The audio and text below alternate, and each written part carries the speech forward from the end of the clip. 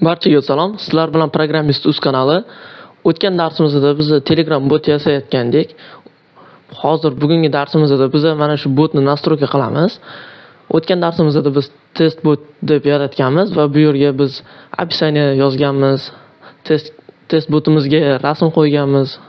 Shunga o'xshash kabi narsalar kiritganmiz botga. Hozir esa uni to'g'ri nastroyka qilib, uni foydalansa bo'ladigan darajaga olib kelamiz bugun. Buning uchun biz birinchi bo'lib bot fazerga kiramiz. Kirganimizdan so'ng bu yerda choose a bot from the list below bo'limidan botimizni tanlaymiz. Va mana bu bizning botimiz, o'tgan safar yaratgan botimiz. Ana endi biz bu yerda edit botga kiramiz. Edit botdan edit comments bo'limiga o'tiladi va bu yerda comment chiziqcha description deb misol keltirib qo'yilgan. Bu yerda comment deb yoziladi. Comment bir qilinadi va probel tashab chiziqcha yana bitta probel qilinadi. Va bu yerda start tugmasini yoziladi. Ya'ni mana bu yerda menu bo'ladi.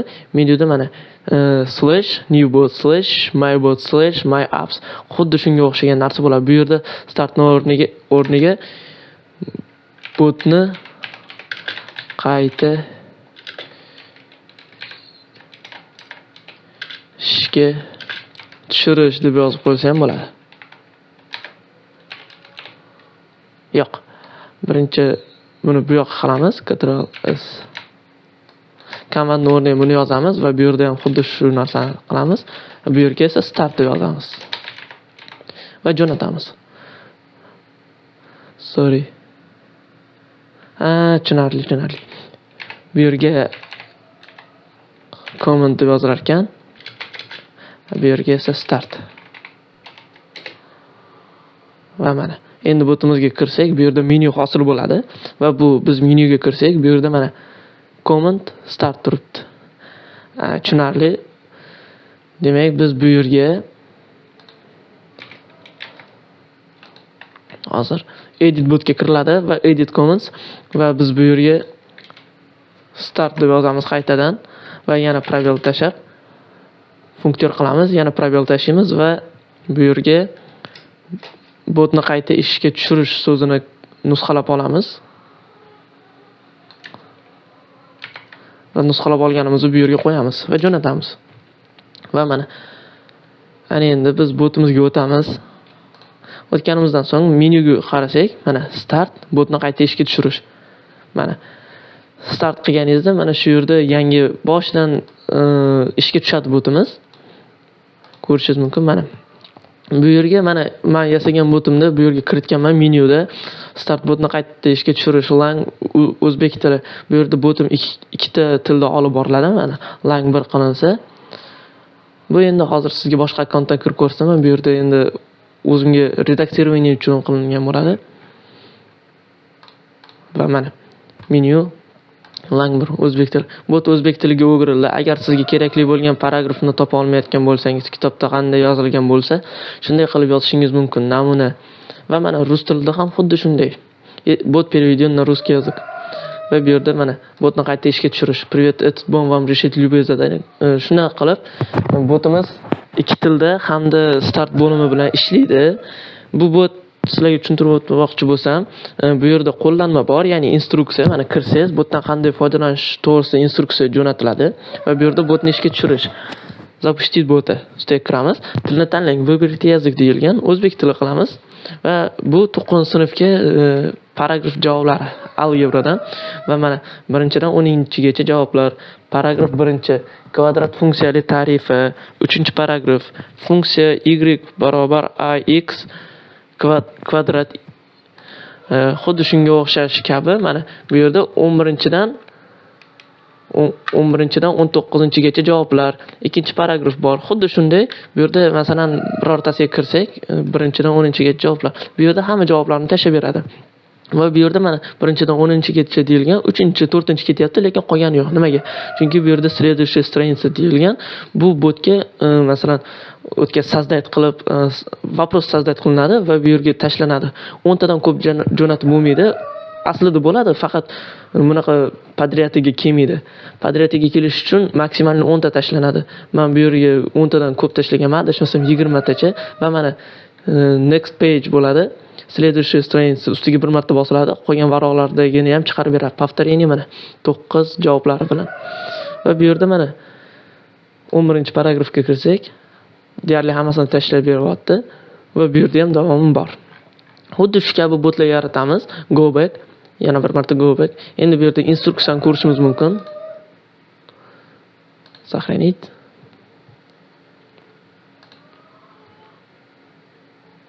Botdan foydalanish uchun qo'llanma. Va mana poisk bo'limiga ответы по алгебре на 9 klass deb yoziladi.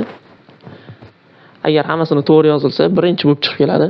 Va mana ko'rishingiz mumkin, что умеет этот бот. Привет, этот бот вам отправит любое упражнение с ответами на 9 класс. Просто выберите нужную работу и все пятерки под рукой. Va mana start bo'ldi. Bu yerda sizga salom berib, bot sizga tushuntirib beradi bu bot nima qilishini, botni ishga tushirish va bu yerda tilni tanlang deydi. Xuddi shu kabi ishlatiladi. Videoni ko'rib o'zingizlar foydalanib ishlatib ko'rsanglar bo'ladi. Bu ham ajoyib bot. Va biz botimizga qaytamiz. Uzr, ancha ushlanib qoldik endi. Va bu yerda biz endi qiladigan narsamiz menyular bilan tanishib chiqsak, отправить новое сообщение подписчикам. Bu narsa botimizdan boshqa mana shu foydalanuvchilarga, masalan, mana subscribers deb yozamiz. Va yozganimizdan so'ng bu yerda hozir sizga nechta foydalanuvchi borligini ko'rsatib beradi. Mana hozir aktivniy 139 ta odam foydalanayotgan ekan botimdan. Itogoviy 182 ta, ya'ni o'chirib tashlaganlar, o'chirib qo'yganlar bor. Shular bilan 182 ta bo'lyapti. Va bu yerda 139 ta odam foydalanayotgan bo'lsa, bu yerda masalan отправить новое сообщение подписчикам ustiga bossak, bu yerda отправить пост подписчикам bo'ladi, uni ustiga bosiladi va bu yerga biz yozamiz. Bu yerga yozganimizdan so'ng u odamlarga boradi va mana yozdik.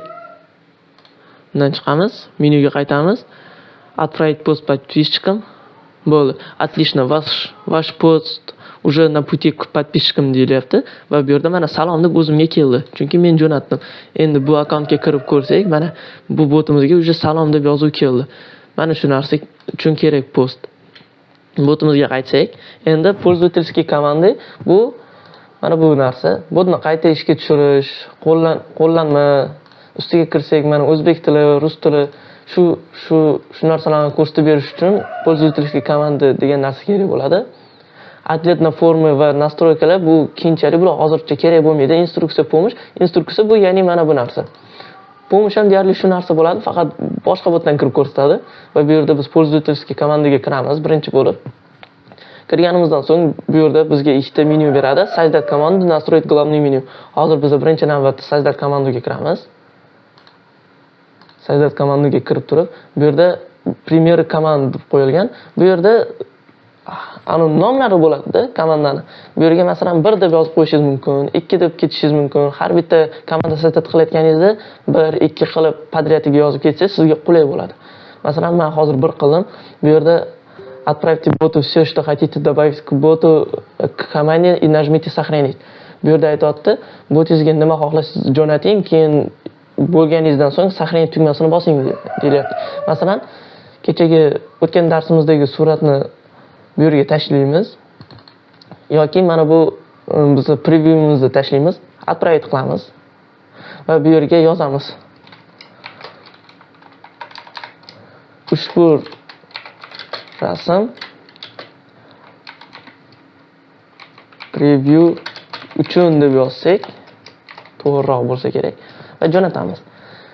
Jo'natganimizdan so'ng bu yerda yana menyuga qaytamiz va bu yerda сохранить ustiga bosamiz. Va mana komanda первая успешно создана va bu yerda chiqamiz va bu yerda yana qaytadan start qilamiz. Start qilganimizdan so'ng пользовательский команды va mana birinchi bo'lim turibdi. Ustiga kiramiz va mana показать komandu qilamiz va bizga mana jo'natib beradi. Buni boshqa akkauntdan kirib ko'rsatib ham beraman. Bu yerda copyright qilib olamiz. Copyright qilganimizdan so'ng boshqa akkauntga kirib, masalan, kerakli akkauntimizda stavить qilamiz uni va mana test boti chiqib keldi. Запустить. Va bu yerda Xo'sh, start. Hozir nimadir xatolik ketdi. Hozir bir ko'rib chiqib sizlarga aytaman. Nazad.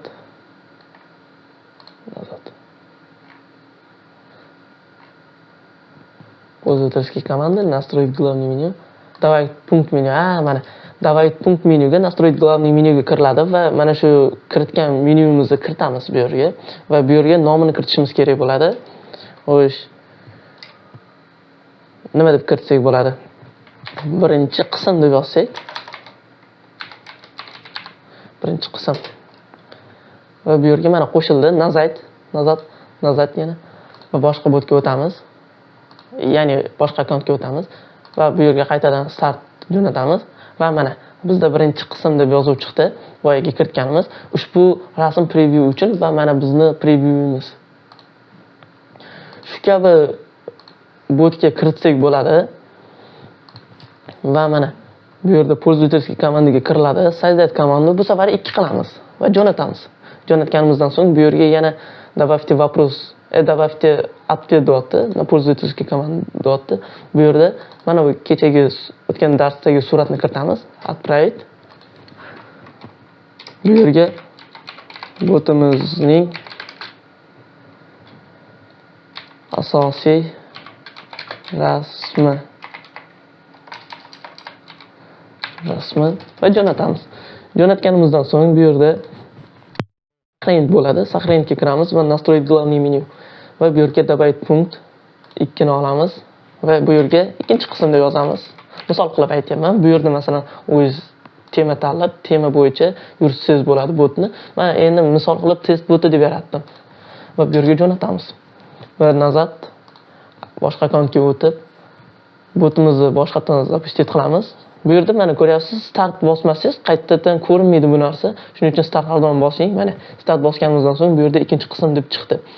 Endi sizlar buni bitta papkaga joylamoqchi bo'lsangiz, masalan bitta komandaga joylamoqchi bo'lsangiz, oldin sizlarga ko'rsatdim, mana ikkinchi qism bu yerga mana keldi. Endi bularni bitta qilib joylamoqchi bo'lsangiz, botga o'tib, bu yerda soздать komanda qilasiz va bu yerga 3 deb yozasiz va jo'natasiz. Va bu yerga siz xo'sh. Masalan birinchi papka deb yozaylik. Birinchi papka yoki birinchi bo'lim deb yozsak ham bo'ladi. Bo'lim va jo'natamiz. Yo'q, o'zi aslida bu yerga birinchi bo'limga o'tildi deb yozish kerak. Отмена qilamiz, boshdan qilamiz. Sozdать komanda 3.